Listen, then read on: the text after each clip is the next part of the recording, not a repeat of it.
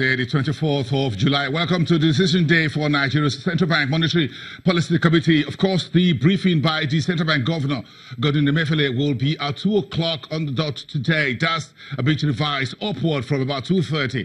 The usual briefing period. The governor will read his communique and then take questions from the financial media present. That is exactly 2 o'clock. At 1:30, we're opening up the studios for a special edition of Business Incorporated.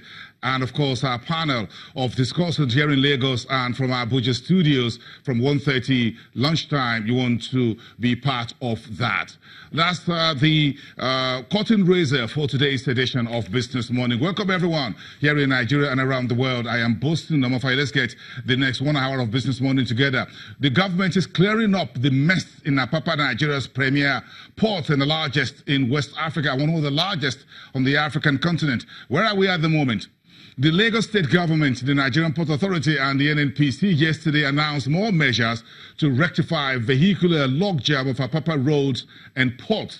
These are some of the measures being taken to bring sanity to this very messy situation that has taken years to unfold. The immediate suspension of licensing of new petrol products tank farms. The government says no more tank farms will be licensed within the Apapa area. Henceforth, the place is congested. If you will remember, it was around 2004, in the early 2000s, that the government started the unbridled licensing of tank farms during the days of portfolio importation of petrol products under the PPPRA back then. Then we had tank farms all over the Apapa port. Then the petrol tankers were chased onto the roads, and then we have the problem we have. Of course, there are a bit other causative factors as well. Meantime, the tank farms that are existing within the Apapa port areas should set up loading bays in the next 30 days or be penalized. The loading bays is where the petrol tankers will park while they're connected to the tank farms to load whether diesel, petrol, or kerosene.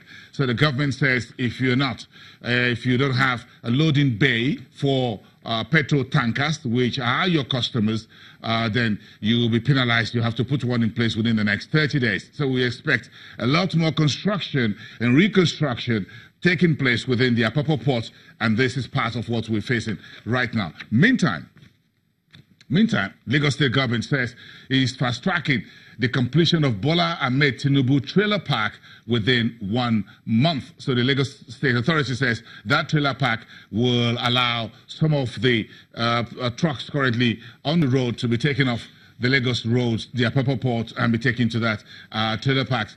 Part of that consideration is that all trucks and tanker owners must be duly registered and regulated by their unions. And those unions will now be held accountable for their members' behavior or misbehavior as far as the rules and regulations of the authorities are concerned. So part of this sanity being brought into the Apapa gridlock is to make sure that all tanker drivers belong to one union or the other, and the unions will now have oversight as to how they adhere or obey the rules around their behavior coming into Lagos, loading, parking, whatever it is. Meantime, the Lagos State authorities and the Nigerian Port authorities says they will license more trailer parks, and the trucks duly authorized will be parked within those designated trailer parks. So from tank farms to the trailer parks, the authorities are putting heads together to resolve the messy Apapa port and the adjoining roads. Meantime, the Vice President, Professor Yemi Oshibajo, yesterday extends the 72-hour clearing order on Apapa Road's gridlock by another 48 hours for what is called effective restoration of sanity. The Vice President, in a statement released by the Public Relations Unit of his office, says, quote, "This is an emergency situation that necessitates some urgent measures towards a quick restoration of order." Now, there are a lot more order to be restored. This time, we're going to take this a little bit easy, and you need to listen very carefully. The accounts of the federal government of Nigeria is in a messy situation.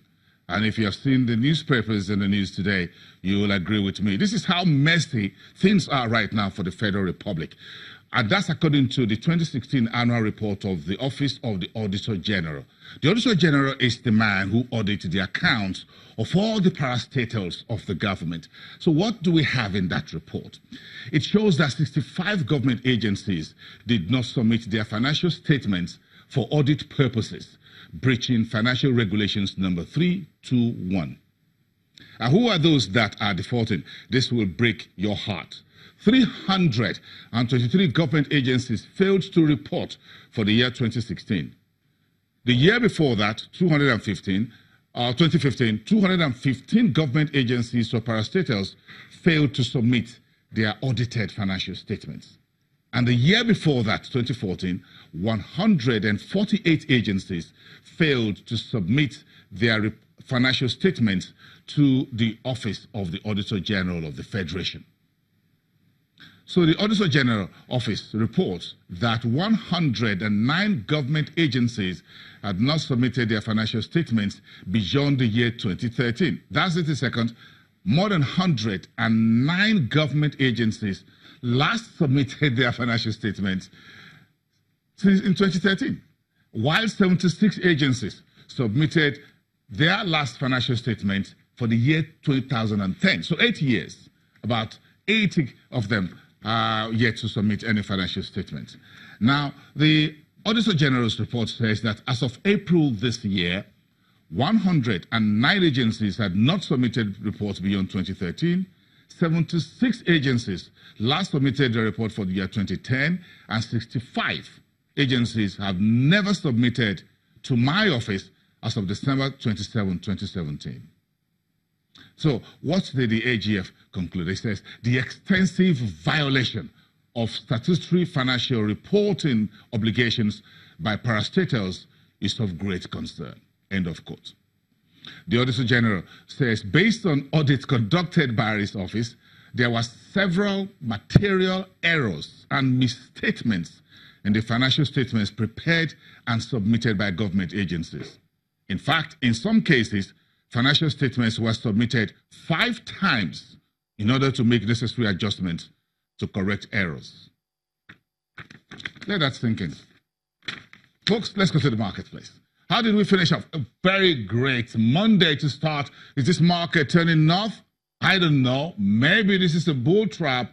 No one knows. But we had a 0.3% gain on the General Stock Index on Monday to start the week, and we added close to 40 billion naira to the equity cap. So this is good news on Monday, the day the central bank started its 2-day monetary policy meeting. The decisions will be today. Where are we as far as the core numbers are? We trimmed our losses on the Ocean Index just a little bit to about 4.09% month on month, 4% year to date, still in the red. But the numbers look a little bit good on Monday. And in terms of the total equity cap, we'll finish about 13.3 trillion naira. That's still a drop in the ocean, considering how much this market bled since the beginning of the year, or in particular, since the end of the first quarter.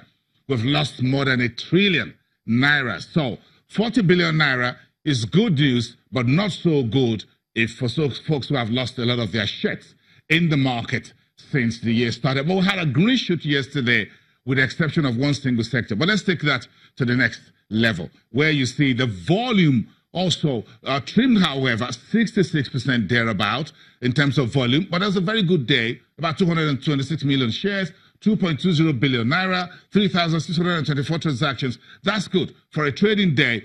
But look at the core sectors. That's where I see the green shoot with one single red. In the oil and gas, 1.66%. That's a bit of profit taking. But again, that's the story for the next 1 minute. The banking sector came back strongly, 0.63%, thanks to GT Bank, among other bellwethers. Then you saw consumer goods up by 0.1%. Investors still booking some profit on big folks like Nigerian breweries and CAP PLC. Then you look at industrial goods, 0.37%. In the green, Dangote Cement numbers came in good. Investors also priced that stock higher.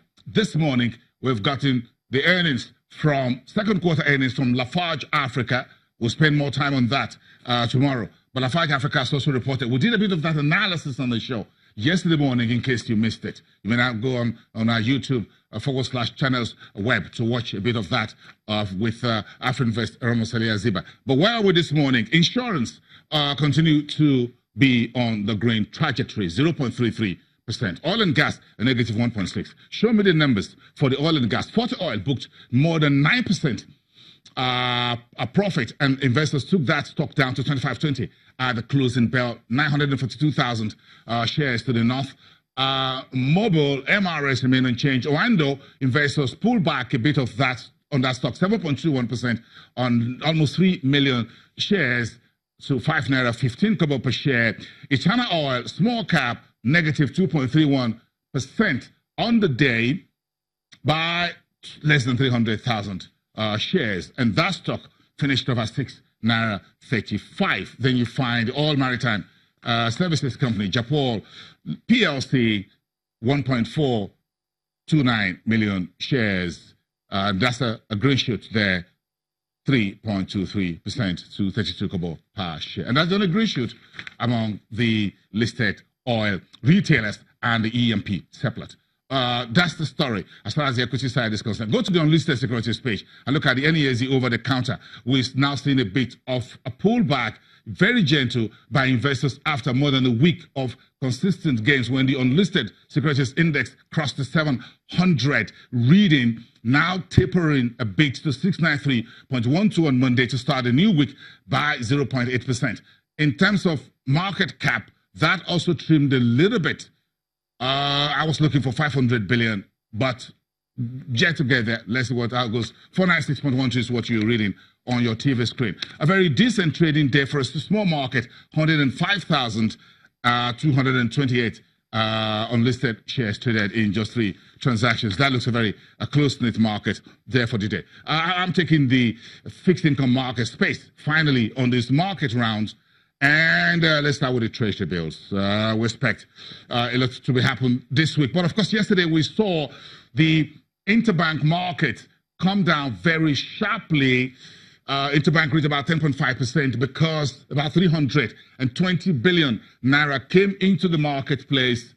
That is 31.5 billion naira came into the banking system by way of the approval of the June FAC disbursement, about 690 billion naira. That came late last week. That money, part of that has flown into the banking system, and that brought the overnight lending rate to the doorstep of 10.57% on Monday. That was yesterday. So investors and market traders had a bit of liquidity, and you can see that folks step back a little bit in terms of the secondary trading for treasury bills via the FMDQ, OTC Securities Exchange, and that's why you see this double digits only to start the week. On Friday, that was about 127 billion.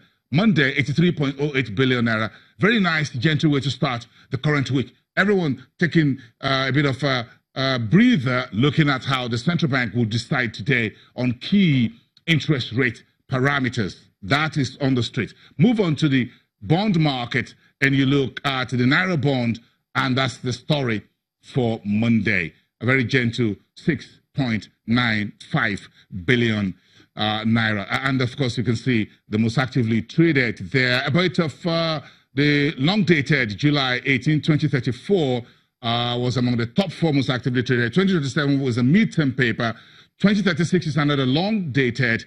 2026 was a midterm paper of just 600 million naira in net value. So that's about it for the market review. But we're going to have, as you heard, a very robust outlook, and from our panel of analysts at 1:30 this afternoon. You don't want to miss that. But we have one important story coming through. One of Nigeria's leading e-commerce, Jumia, is now 6 years old. So what's the story behind this e-commerce that's now spreading across the African continent? We've got Juliet Anama, who is the CEO's conversation for you yesterday. You want to take a listen to that if you missed that here on the program. We'll be right back with that.